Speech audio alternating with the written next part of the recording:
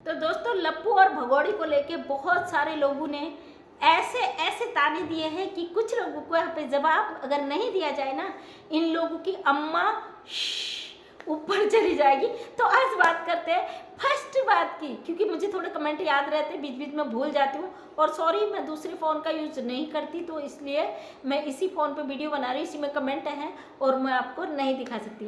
तो पहला जो मुझे बोला गया था कि भाई तेरा पति भी तेरे पति की भी ऐसी कोई वो होगी, तेरा पति का भी किसी से चक्कर होगा, इसलिए तू इतनी फ्रस्ट्रेट है कि भाई सीमा हैदर के पीछे पड़ गई, जैसे कि सीमा हैदर ने तेरा पति छीन लिया हो। पहला कि किसी ने ये कमेंट मुझे किया था, तो जवाब दे दो कि भाई मेरा पति, मतलब यार लोग किस हद तक करते कि तेरा पति। तो मैं बता दूं भाई, चाहे मेरा पति का ना हो, लेकिन कुछ कुछ हद तक आपने सही कहा है। क्योंकि मैं समाज के बीच जाती हूँ ना, बहुत सारी महिलाओं को ऐसे मुद्दे देखती हूँ, बेचारी दूसरी औरतों के चक्कर में पति पत्नी की लड़ाई, तलाक का मसला, लड़ाई झगड़ा, घर टूटने की नौबत, बच्चे अनाथ।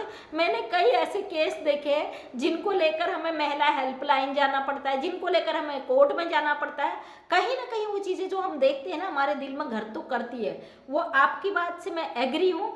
हालांकि आपने मेरे पति से कहा, मेरे पति का कहीं चक्कर नहीं है भाई, मेरे पति सिर्फ मेरे हैं। तो इन्होंने जो कमेंट किया उसे देख के पहले तो मुझे 1 घंटे तक हंसी आई डटकर, और फिर बात यह आया कि इन्होंने जिस तरीके का कमेंट किया कि तुम सीमा से इतना जलती हो जैसे कि तुम्हारा पति का ना चक्कर चल रहा होगा किसी औरत के साथ, और तुम इतना जल गई हो कि तुम सीमा के पीछे हाथ धो के ही बैठ गई हो। ग्राउंड पे जो ऐसे केस आते हैं ना सीमा हैदर जैसी औरतों के वजह से घर टूटने के, तो कहीं ना कहीं हमारे दिल में ये चीज़ रहती है। बात तुम्हारी सच है, और हम इस ऐसी गंदगी को इसलिए पसंद नहीं करते, समझे। और ऐसी गंदगी को हम कभी पनपने नहीं देते समाज में, उनको सीधे ले जाते हैं महिला हेल्पलाइन, उनका हिसाब किताब बराबर करके ठिकाने लगा देते हैं। और यहाँ पे ये मामला अलग है भाई, ये अवैध घुसकर हमारे देश के अंदर घुसकर मैसेज दे रही पूरे देश को।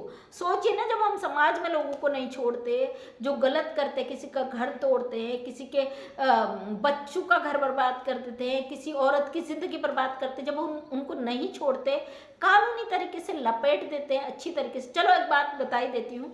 एक महिला थी, ये भगोड़ी की तरह, उसने किसी का घर तोड़ने का प्रयास किया था, और जिस लड़की से उसका अफेयर चल रहा था, वो लड़की भागकर उस आदमी के साथ रहने लगी थी। उस आदमी की एक बेटी थी, बीवी थी, बेचारी गांव में थी, उसको पता भी नहीं था कि उसके पीठ पीछे क्या चल रहा है। जब पति ने घर जाना बंद कर दिया, पूरी तरीके से छोड़ दिया, और धीरे धीरे पैसा देना भी बंद कर दिया, क्योंकि जिस शहर में वो कमा रहा था उसी शहर में वो कमा रहा था जिस शहर में भगोड़ी है, और वो पहाड़ का था बेचारा। सीधे साधे पहाड़ के लोग ये चीज़ समझ नहीं पाते।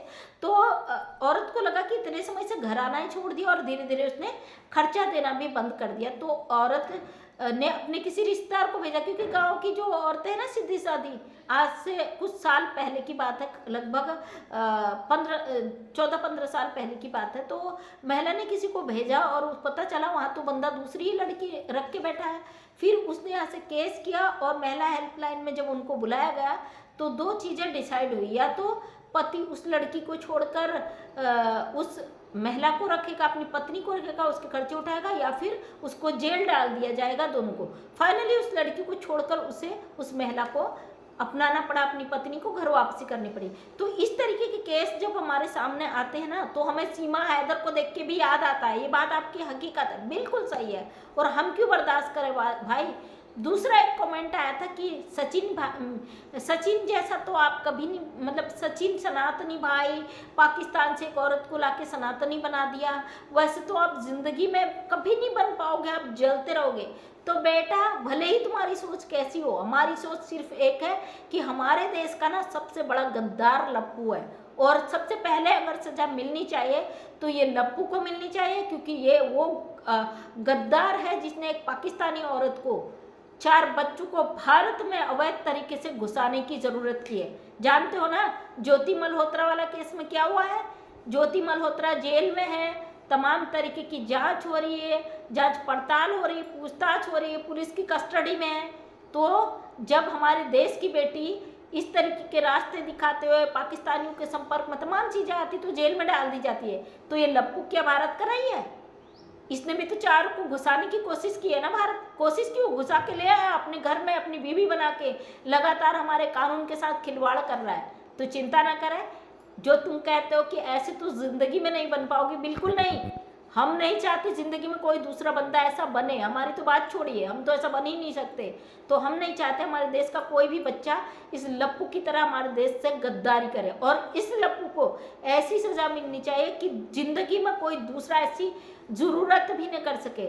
और लप्पू तो छोड़िए, देखिए ना हमारे देश के कितने गद्दार पैदा हो गए इस केस के बाद। सीमा हैदर जब भारत में आई, उसके बाद इसने पैसे का ऐसा लालच लोगों के मुंह पर मारा कि बड़े बड़े पढ़े लिखे लोग इसके पाले में जाके गिर गए, उन्होंने अपने सर झुका दिए इसके चरणों में, क्योंकि भगोड़ी ने नोटों की जो गड्डी फेंक कर उनके ईमान को खरीद लिया ना। ऐसा हमारे भारत देश में ये 2% की घुसपैठिया की औकात थी, और अब इसके बाद ऐसी किसी की जरूरत नहीं होगी, ये मेरा मानना है, क्योंकि कानूनी इस पर सारे हथकंडे बज रहे हैं और इसकी अच्छी तरीके से धुलाई सिकाई होगी, टेंशन ना लो। और मेरे एक भाई मुझे बार बार कमेंट करते हैं, रिजवान या कुछ रिजवान खान नाम है, तो वो बार बार कहते हैं आपका मतलब आप कहते हो ऐसा कुछ खुलासा नहीं होता, आपकी सरकार कुछ कर नहीं है रही है, सरकार ने इसको रखा हुआ है। मतलब मैं जानती हूँ वो चाहते तो है भगोड़ी यहाँ से भागे, वो चाहते हैं इसके बच्चे पाकिस्तान डिपोर्ट हो, लेकिन कहीं ना कहीं वो मायूस हो चुके हैं, टूट चुके हैं। ऐसे इसके कारनामों को देख के, इसकी गंदगी जो करती है ना, तो उसको देखकर वो कहीं ना कहीं मायूस हो गए। तो मैं आपसे कहती हूँ धैर्य रखिए, धैर्य रखिए, क्योंकि गुनाह जितना बड़ा होता है उतना ही ज़्यादा समय लगता है उसको करने में, और उसका रिजल्ट उससे भी बड़ा अच्छा आता है। और जितना जो चीज़ जितनी उलझी या जितनी बड़ी होती है ना, उसको सुलझाने में उसमें टाइम लगता है, लेकिन उसका रिजल्ट हमेशा पॉजिटिव आता है। सीमा हैदर केस इंटरनेशनल मामला है, भारत के अंदर अवैध एंट्री करी है, जब भारत के एक एक घुसपैठी को चुन चुन कर सजा दी जा रही, तो ये क्या है भाई, ये तो हमारे देश में अवैध तरीके से आई है ना, इसका तो हिसाब किताब बराबर होना ही होना है। तो फिर आप क्यों घबराते हो, चिंता मत करिए, इसका हिसाब किताब होगा और बड़ा अच्छा होगा। भगोड़ी को जो सजा मिलेगी ना, ये जिंदगी भर याद करेगी। और वैसे भी इसका डर, इसका खौफ साफ नजर आ रहा है। इसका प्रयागराज नहाने का एक वीडियो देखा है, ये अब भगवान को याद कर, हालांकि वो वीडियो पुराना आज का नहीं है, शायद मेरे ख्याल से कुंभ के टाइम का वो वीडियो है, जो लप्पू ने अपने जो भ्राताश्री के साथ नहाते वीडियो डाला। बेटा पुण्य कर्म कर ले, तूने पाप बहुत किए हैं, 4 मासूम बच्चों को यहाँ ला के रखा है ना, तो तेरे को जो तेरे सर पे पाप चढ़ा उसका तो तू कभी भी वो नहीं कर पाएगा। उन बच्चों का भविष्य तूने खराब किया है, वो 4 पाकिस्तानी बच्चों से उनकी खुशियाँ छीन ली, उनका इस तरीके से ब्रेन वॉश किया जा रहा है कि वो अपने देश के खिलाफ जाकर जो मजबूरी में बोल रहे हैं उन चीज़ों को हम महसूस कर सकते हैं।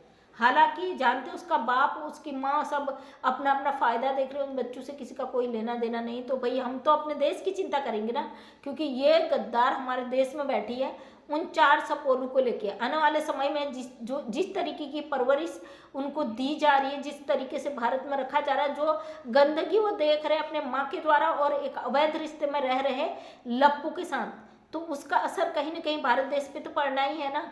हम नहीं चाहेंगे हमारे देश पे कोई गंदगी असर करे और इस तरीके को कोई भी फर्क हमारे देश पे पड़े।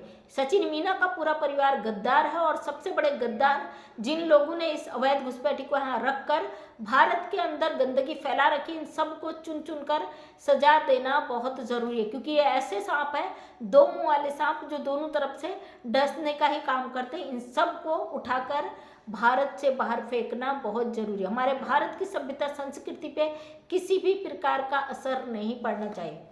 यूट्यूब को तो चाहिए ऐसे गंदगी को उठा के फेंक देना चाहिए, लेकिन क्या ही कर सकते हैं। ये विदेशी एक ऐप है, इसमें जो ये गंदगी दिखा रही है ये भी रुकेगा, क्योंकि इसका चैनल भी बहुत डाउन चला गया, और आने वाले समय में और भी बहुत कुछ चीज़ें आपको देखने को मिलेंगी। फिलहाल मोबिन सर कुछ नहीं रख रहे यूट्यूब पर और ना रखेंगे। हम तो उनसे हमेशा कहते हैं सर आपको यहाँ पे कुछ देने की ज़रूरत नहीं है, जो भी वो कर रहे हैं कानूनी तरीके से कर रहे हैं, बड़ा अच्छा कर रहे हैं। और रिजवान भाई आपको टेंशन लेने की ज़रूरत नहीं है, क्योंकि मोबिन सर अपना काम बड़े अच्छी तरीके से कर रहे हैं। किसी को भरोसा हो या ना हो हमें फ़र्क नहीं पड़ता, क्योंकि हमें पता वो बहुत अच्छे से काम कर रहा है और अपना पूरा 100% योगदान यहाँ पे देंगे और बहुत अच्छा रिजल्ट भी यहाँ पे आएगा। फिलहाल लप्पू के जो पुर्जे हैं ना वो कस चुके हैं, टेंशन मत लीजिए, समय आने दो, इसके चेहरे को पढ़ो ना, बेचारा कितना डरा सहमा सा है। इसका डर, इसका खौफ साफ बता रहा है कि बहुत जल्दी इसको बहुत सारे पैंट बदलने की ज़रूरत है, आगे नहीं करूँगी कुछ भी। लोग अपनी राय देते हैं, उसके लिए हम क्या ही कर सकते हैं। हम तो भाई समाज के बीच जाके जो चीज़ें देखते हैं, सुनते हैं और जो प्रैक्टिकली हम देखते हैं ना, उसी के आधार पर बात करते हैं। तो थैंक यू सो मच सभी का, धन्यवाद। जय हिंद, जय भारत, वंदे मातरम।